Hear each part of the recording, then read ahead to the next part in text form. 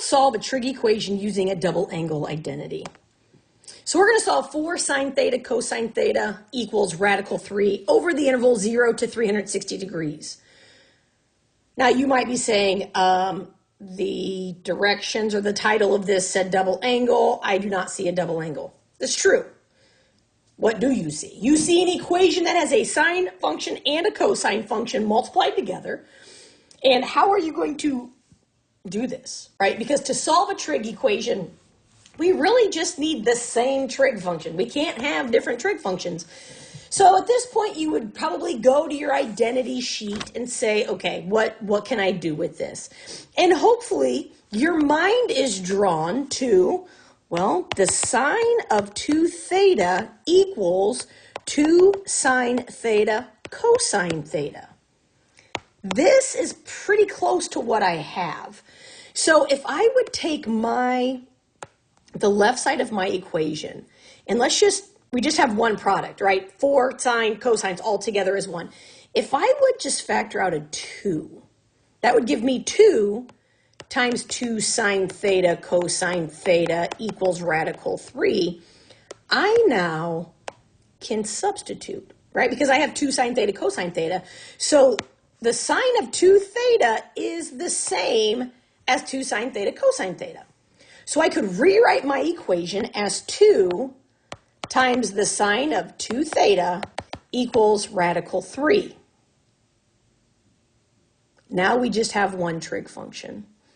Okay, so to solve this, let's divide both sides by 2, and I get the sine of 2 theta equals radical 3 over 2, and now it gets fun. Okay, so let's think about what we have. We have the sine of 2 theta equals radical 3 over 2. What do we know? Well, I know that the sine is positive in quadrants 1 and 2, right? We are positive in quadrants 1 and 2, so that's something.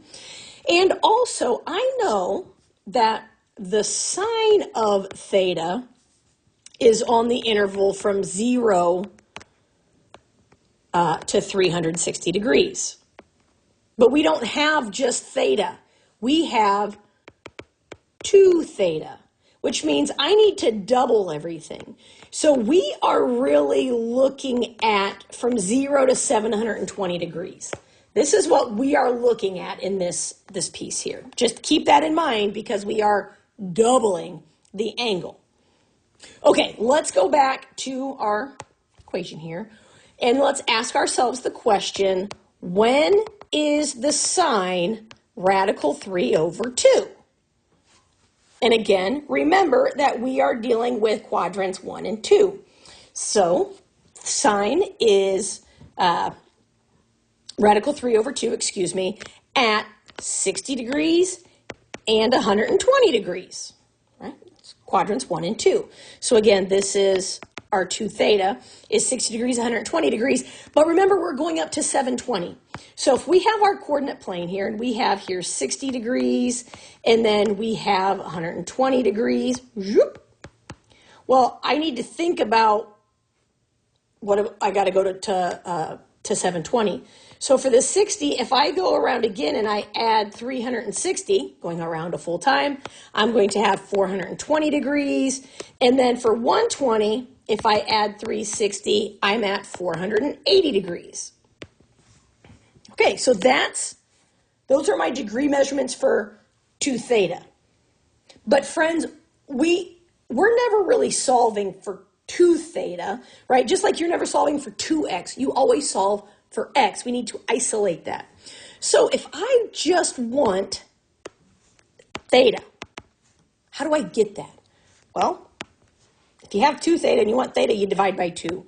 So we need to divide all of these by 2. So we're going to end up with 30 degrees, 60 degrees, 210 degrees, and 240 degrees. And there are my 4 angles to solve the equation. Remember, our initial equation was 4 sine theta cosine theta equals radical 3. And we have 4 angles that would satisfy that. You can see those there.